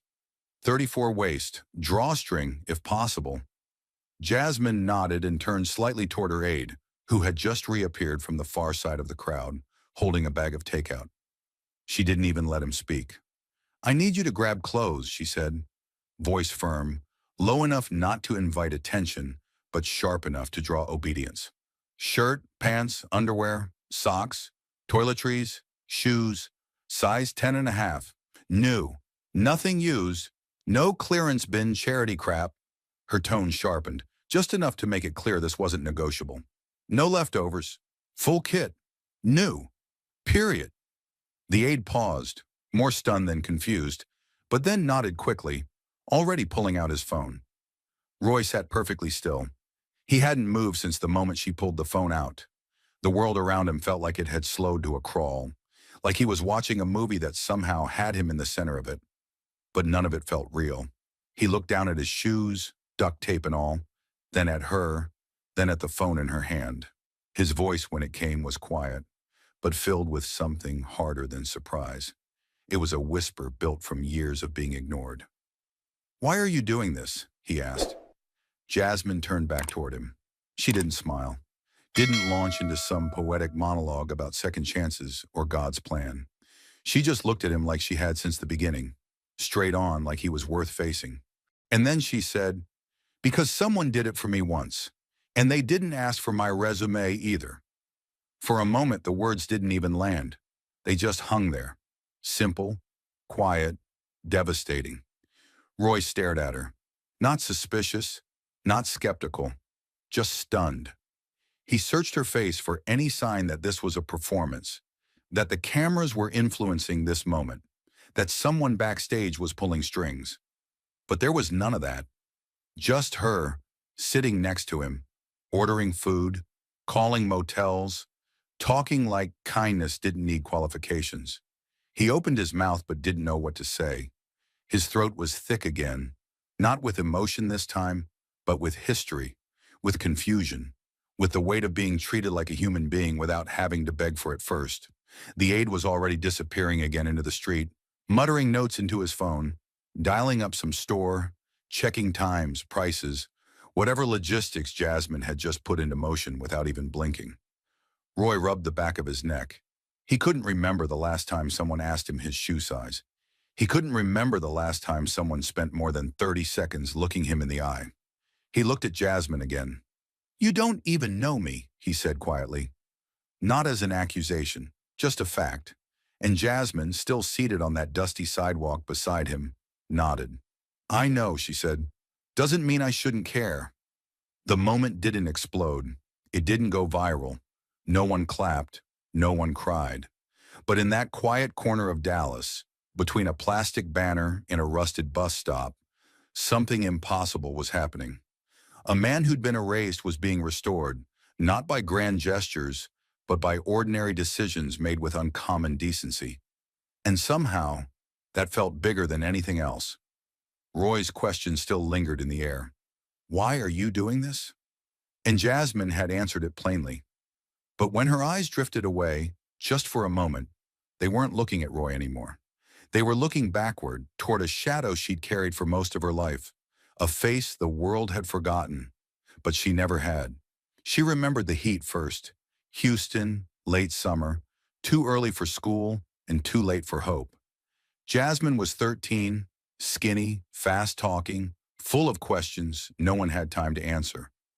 Her mother worked 2 jobs. Her father wasn't around. But every Sunday, right after church, she'd carry a Tupperware container full of spaghetti in both hands and walk 2 miles past the last row of bus benches, past the corner store with bulletproof glass, until she reached the underside of the I-45 overpass. That's where Patrice lived, or at least, that's where she slept, when she wasn't wandering. Patrice was 29. She used to be beautiful in the way women are when they laugh without hiding their teeth. But addiction had peeled her down to bone and wire. Her eyes had stopped shining. Her voice trembled even when she wasn't cold. The first time Jasmine saw her that way, hunched beneath a blanket that smelled like mildew, face bruised in places she wouldn't explain, she almost turned around. But she didn't, because she remembered Patrice pushing her on swings when she was 5. Because Patrice had once taught her how to braid her own hair. Because Patrice had never turned away from her. So Jasmine kept going, every week. She never asked Patrice questions. She never scolded her, never preached. She just sat on the broken slab of concrete across from where Patrice curled herself up in the corner, and she opened the lid. Spaghetti with meat sauce. Always meat sauce, never plain, and never from a can. Her mother didn't know where the extra meat came from. Jasmine never told. At first, Patrice had pretended not to care. But every time she took a bite, her hands shook. Every time she swallowed, her lip quivered. And once, just once, Patrice looked at her, tears streaking down cheeks still bruised yellow and gray, and whispered something Jasmine would never forget. You bring this to me like I still matter. Jasmine hadn't known what to say then. She just smiled and passed her a plastic fork. She did that for 7 weeks straight, and then, on the 8th Sunday, she went back, and Patrice was gone. There was no note, no trail. The mattress was still there, the blanket, the rusted tin cup Patrice used to keep by her side, but no Patrice. Jasmine waited until sundown. She came back the next day, and the next. Nothing. One of the older men who hung around the bridge told her he'd seen Patrice get into a blue sedan with some guy who wore too much cologne and didn't speak. Someone said she was headed to San Antonio. Someone else said she OD'd in a bathroom at a gas station outside Waco. The truth never came. Jasmine never saw her again. She stopped bringing spaghetti after that. She was just 13, but part of her grew old in that week. Something hardened in her, something cold and quiet. It didn't come out in tears.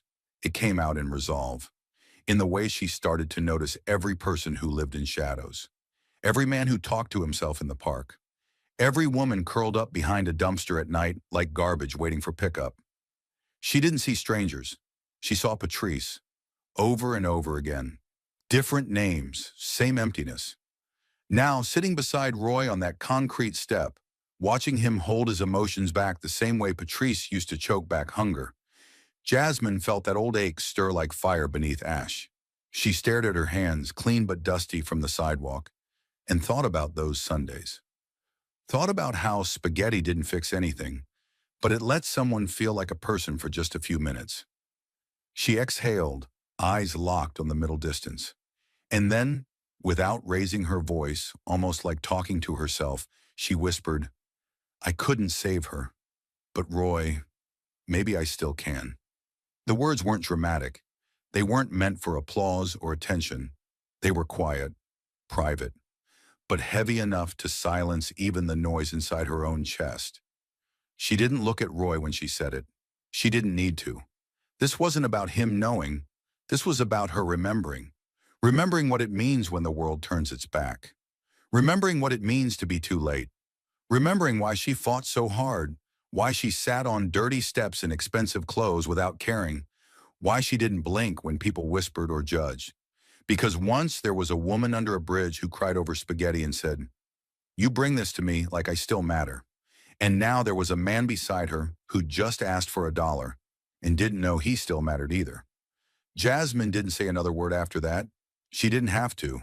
And Roy, he didn't ask what she meant. But something in the air between them changed. The weight didn't disappear, but it shifted, just enough for him to carry it without falling again. The sun was sinking by the time Roy stood in front of room 112. The motel looked exactly how he expected. Low ceilings, faded paint, a crooked ice machine in the breezeway. But the key in his hand felt unreal. He stared at the brass numbers on the door, almost expecting them to vanish. Part of him still thought this was a mistake. Any second now, someone would burst out and say the room wasn't for him, that there'd been some error. But no one came. He slid the key into the lock. It clicked. The door creaked open. The room smelled faintly of bleach and cheap air freshener. But it wasn't bad. It was clean and quiet. A small bed sat against the wall, made tight with crisp white sheets and a folded towel perched like a welcome flag.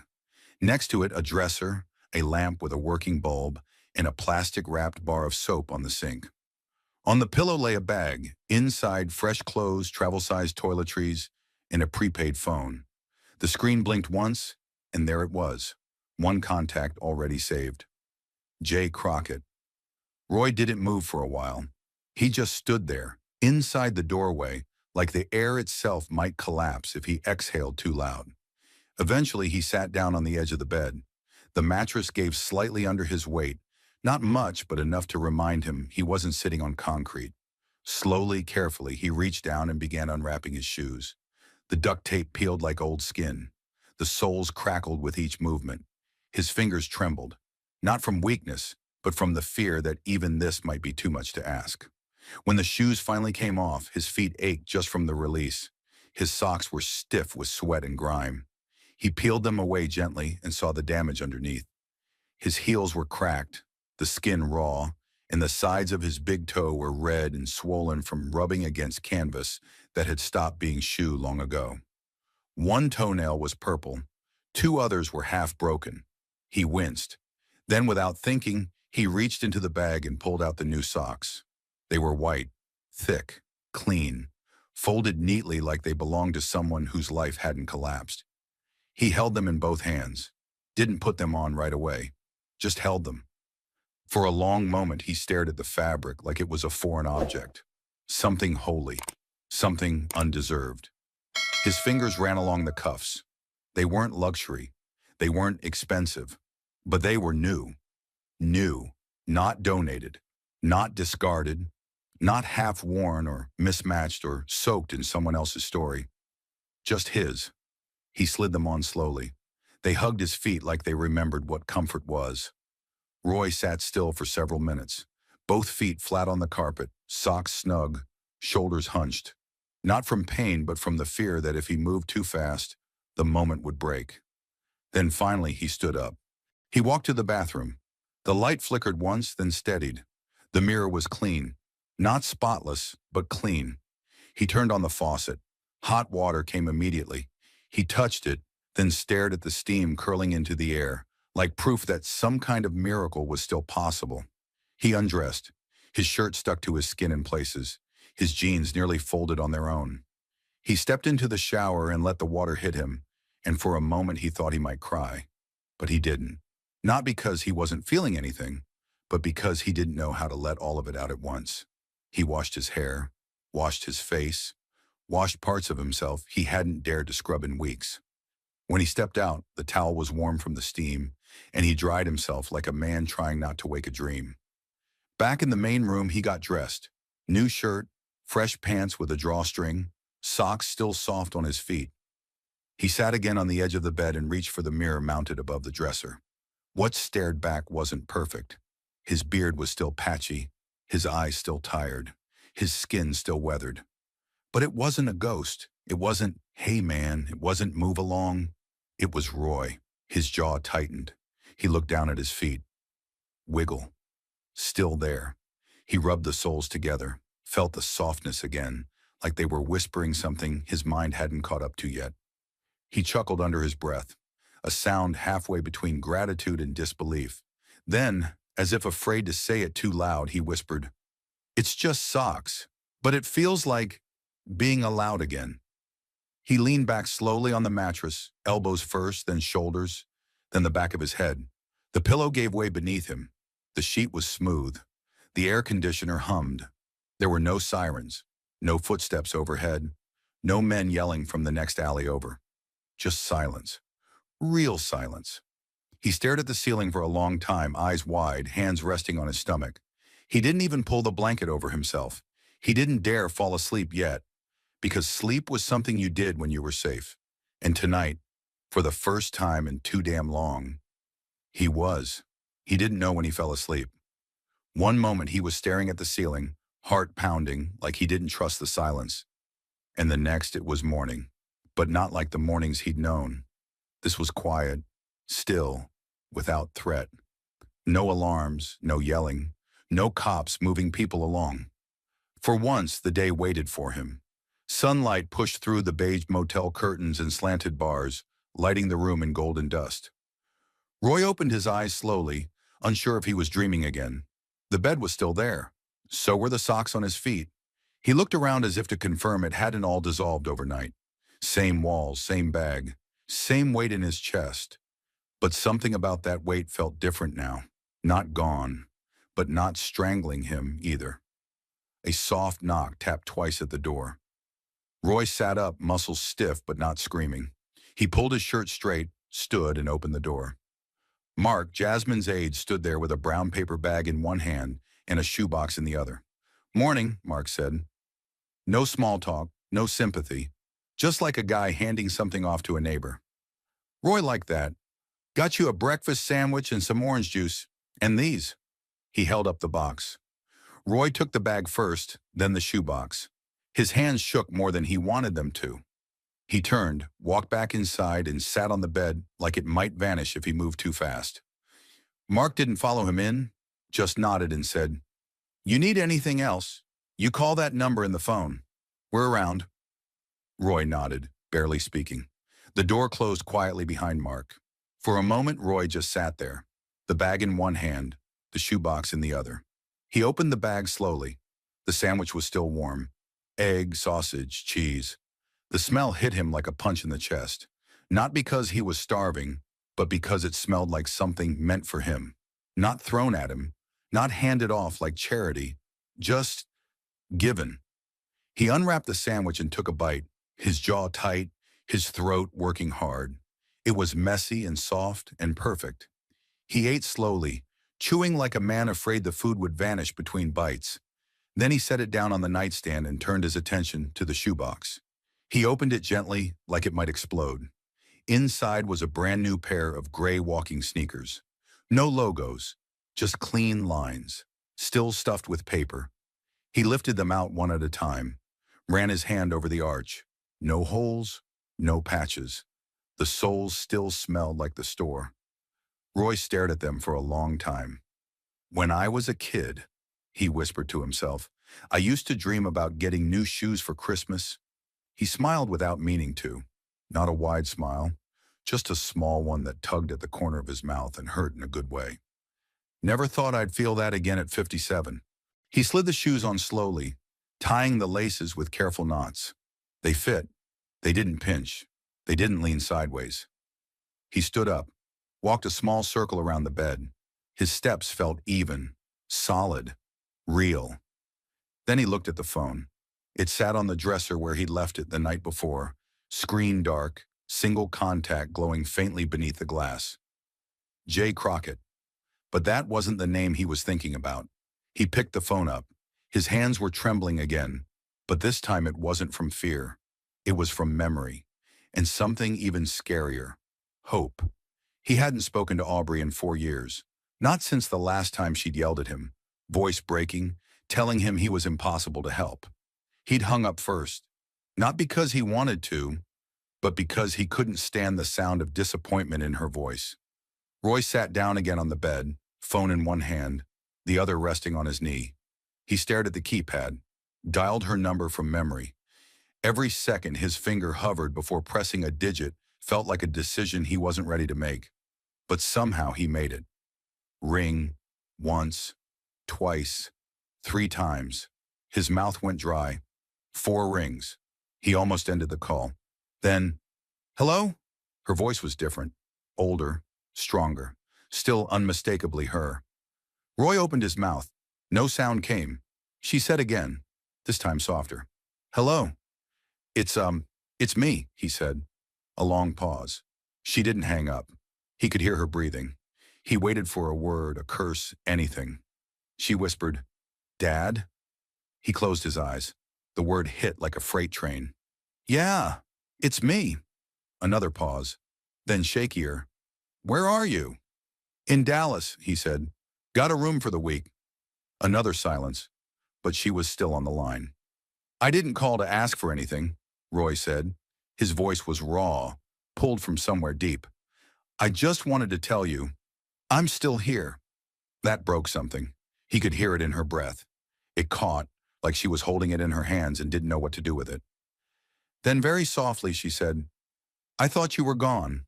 He swallowed. "Almost was." She didn't speak again for a moment. He thought she might be crying. They talked for 18 minutes. Not about everything. Not about the past. Not about who was right or wrong. They talked about simple things. Weather. What she was studying now. She was in school again. Something she hadn't told him last time. She said she had a roommate, a job at a bakery. Roy didn't ask for anything. He just listened. And she let him. Near the end, she said, "I'm glad you're alive." He almost dropped the phone. "Me too," he said. "I didn't think I was for a while." When the call ended, he sat there for a long time. The room was quiet again. Same walls, same shoes on his feet, same weight in his chest. But now something new sat beside it. Like the sound of her voice had rewired something inside him. He hadn't fixed anything. He hadn't earned forgiveness. But the line hadn't gone dead. And that was more than he ever expected. Roy didn't sleep much after the call. Not because he was afraid anymore, but because part of him had finally woken up. And somewhere across town, far from the motel's flickering neon sign, the woman who'd made that possible was about to learn what her kindness had really done. It was a Wednesday. Capitol Hill was choking on its usual rhythm. Hallway debates disguised as cooperation. Interns balancing coffee trays in contempt. And 1,000 paper pushers moving papers they didn't care about. Jasmine sat in her office. Lights low. Blinds half closed against the DC sunlight that felt far too bright for the week she'd had. A thick binder sat open in front of her. Markup language for an affordable housing bill no one in the chamber would read in full. Her planner, dog-eared and overused, lay beside it. That's when Gloria walked in. Quiet, measured, no knock, just presence. In her hand was a plain white envelope. "Someone dropped this off downstairs," she said. "Didn't leave a name. Said it was for you." Jasmine looked up. The envelope wasn't fancy. The kind of paper you find in motel drawers or corner store shelves. It was sealed but not carefully, tape instead of glue. And on the front, her name was written in shaky, uneven script. The kind of handwriting that doesn't come from age, but from nerves. She took it gently. Gloria didn't ask questions, just nodded once and stepped out. Jasmine stared at the envelope for a long moment before opening it. Her thumb hesitated on the edge. She wasn't sure why, but something about the ink, the way it curved, the way some letters leaned too far left or stopped halfway, told her what was inside mattered more than most of what she dealt with in that building. She unfolded the single sheet. It wasn't typed. It wasn't poetic. There were no hashtags, no slogans, no viral language designed to echo across social media. Just ink, just weight, just a man trying to say something before the courage left his hands. Her eyes moved across the lines slowly, like she was afraid of stepping on something sacred.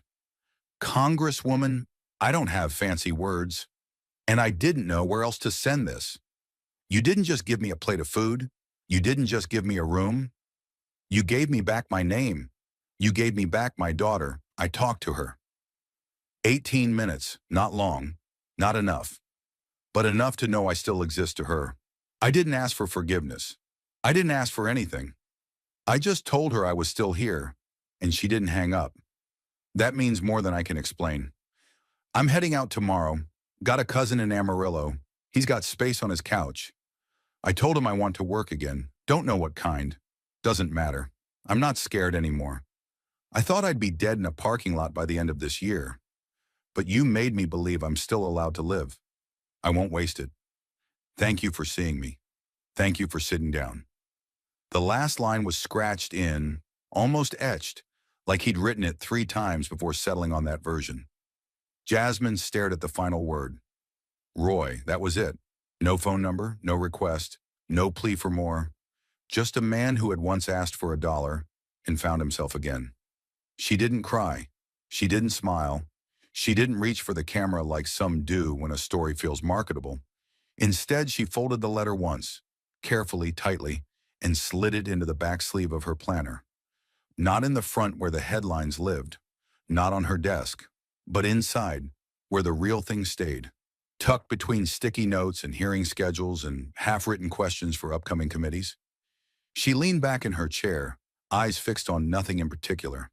Her mind wasn't in Washington anymore.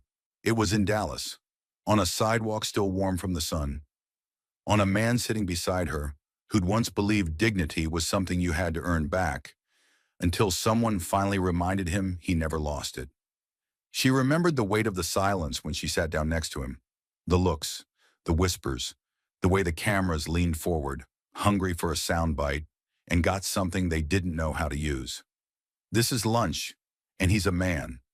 She'd said it without planning to, and now days later the echo came back to her, not through cable news or hashtags, but through handwritten words shaky and smudged that carried more truth than any speech she'd ever given. Roy's letter wasn't just a thank you, it was proof. Proof that all the small things, the kind no one ever sees, mattered. Proof that decency without an audience can still ripple outward and change everything. No trending topic, no spotlight, just socks, a phone call, a folded towel, a room key. And now this, one letter, hand-delivered because someone didn't trust the internet enough to carry something so real. The injustice wasn't that Roy had fallen. It was that for 6 years the world had passed him by like his fall was permanent. And the victory wasn't that she'd saved him. It was that he had stood back up, on his own, because someone stopped long enough to remind him he could. Outside her office, the Capitol buzzed on. Another vote, another procedural stall, another storm of noise without meaning. Inside, Jasmine tapped the planner once with her fingers. She didn't need to read the letter again. It was already burned into memory. And some things, when they're real enough, don't need to be seen twice. The letter sat folded inside her planner now. It didn't make noise. It didn't flash or vibrate. But it followed her into every meeting, every hallway, every headline she didn't chase. Not because it screamed for attention, but because it meant something. And that was heavier than applause. It was just after 7 a.m. The Capitol steps were still soaked in early light, the marble cold beneath Jasmine's heels. Fog rolled low over the east lawn, blurring the outlines of trees and slow-moving staffers. This was the quiet hour, before the yelling began, before the microphones turned on, before words stopped meaning anything. She walked alone. No cameras, no reporters waiting, no aides hurrying to brief her, just her, a coffee in one hand, her planner tucked under her arm, and the day ahead pulling her toward another subcommittee hearing inside the Housing and Urban Development Wing. But something stopped her. Not a sound, not a voice, just motion. Too still. Across the plaza, near the black iron fence that lined the Capitol grounds, a man stood facing the building. His posture was stiff but uncertain, like he wasn't sure whether to run or stay. His coat was 2 sizes too big, sleeves fraying. His pants were cuffed with safety pins. A plastic bag dangled from one hand, battered, torn, half full of things no one else would take. His beard was patchy, his hair wild at the edges, and his eyes. They weren't looking at anything. They were just searching, not for help, not even for food, but for orientation.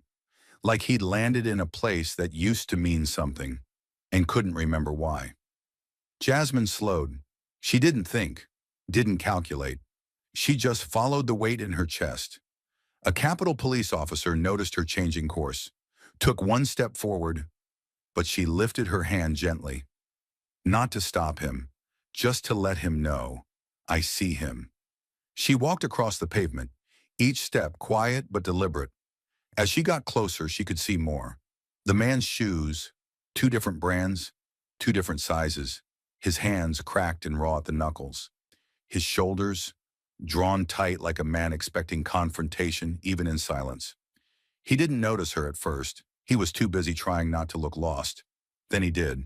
And when their eyes met, he flinched. Not dramatically, but the way people do when they've been trained to expect that every glance will become a threat. Jasmine stopped about 3 feet from him. She didn't reach for her badge. She didn't ask if he needed help. She didn't launch into policy or pretend to be shocked. She just asked one thing. What's your name?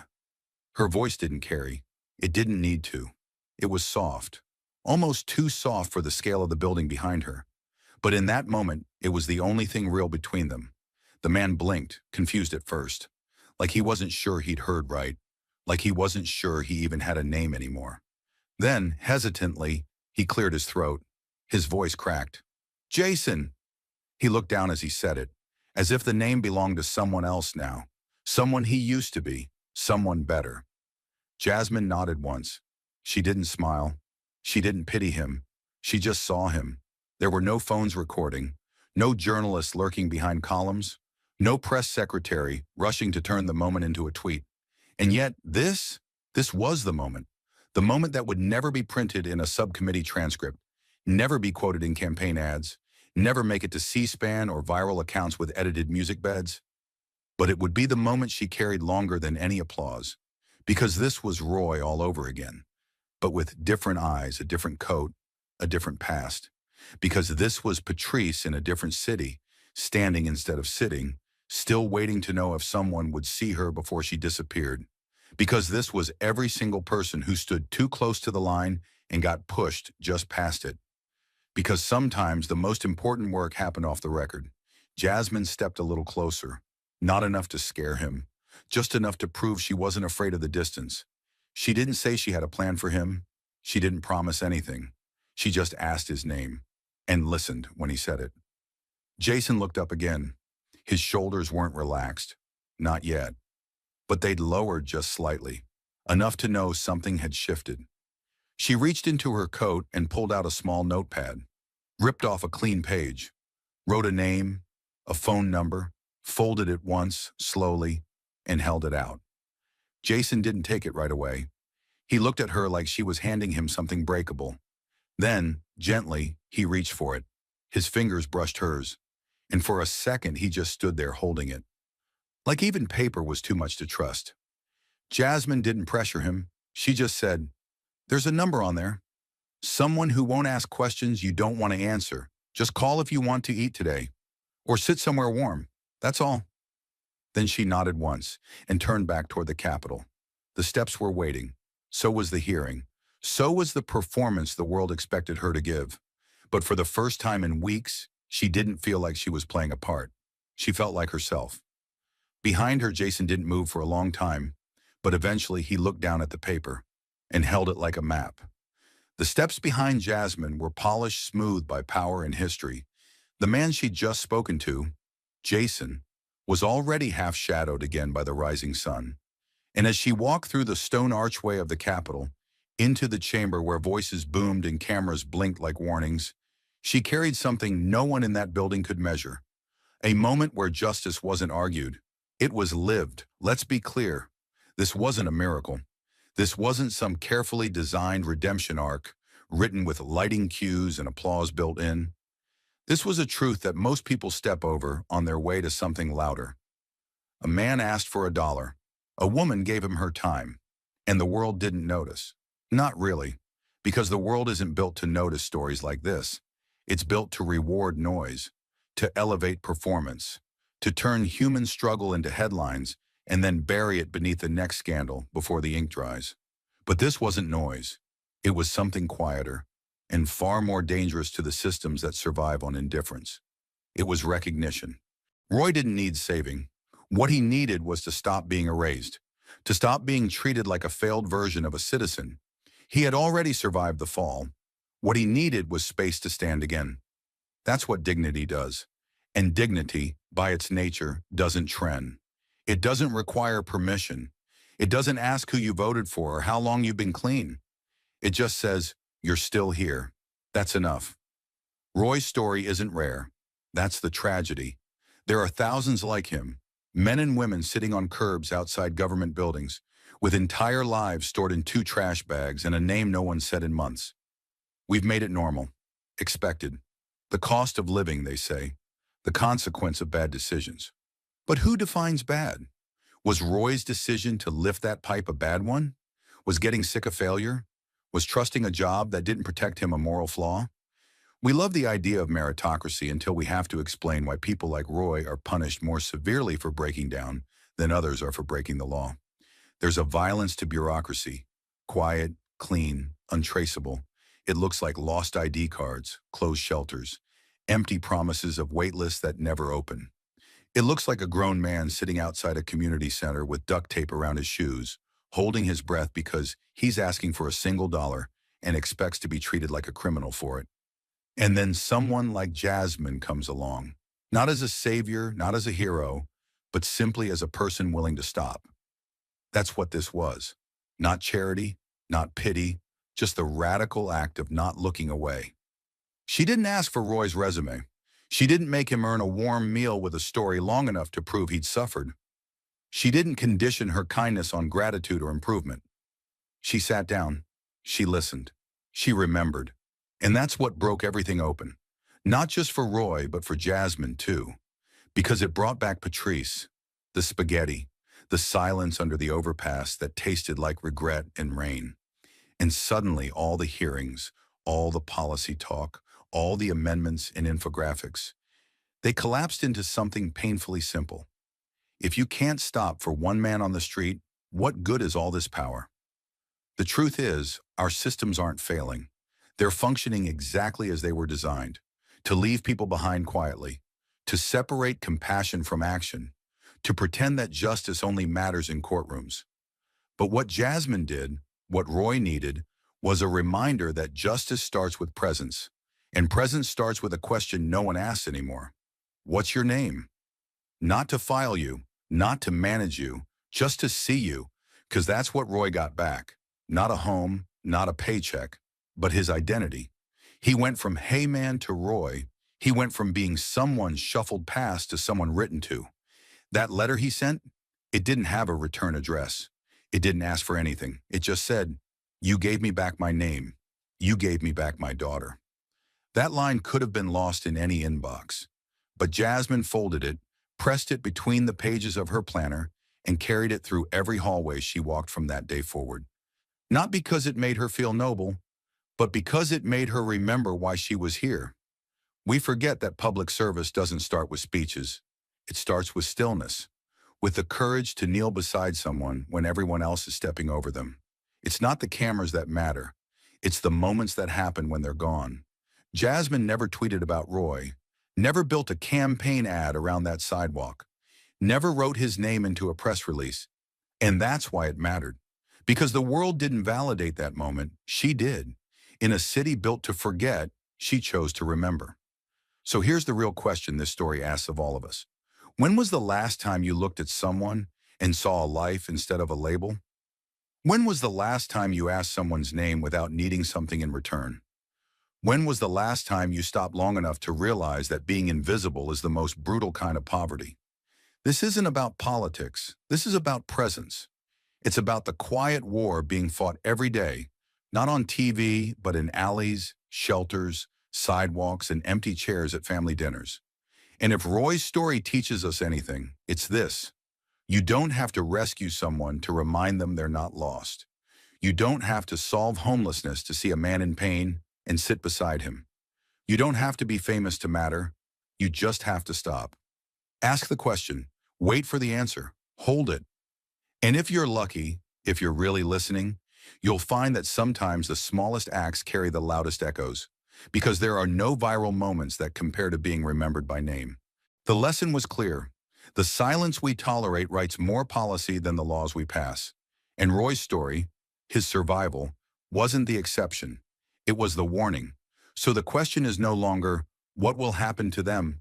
It's what will we allow to happen next? So now, it's your turn. Not to applaud, not to scroll past, but to choose what kind of person you are when no one is watching. Because somewhere tonight, there's another Roy. He's not trending. He's not a headline. He's sitting 2 blocks from a courthouse, eating from a styrofoam box, wondering if this is the day someone finally sees him, or the day someone calls security to move him along. And you, yes, you, might be the only one who ever gets close enough to change that. Not by solving everything, not by fixing the world in one heroic moment, but by stopping, sitting, asking a name. This is the action. Don't wait for institutions to catch up to what your conscience already knows. The system won't make the first move. You have to. And that doesn't always mean donating money or joining a protest. Sometimes it just means refusing to look away. Sometimes it means saying, I see you, before anyone else dares to. It means keeping a granola bar in your bag. It means remembering that your discomfort isn't more valuable than someone else's existence. The fight for dignity doesn't start in courtrooms.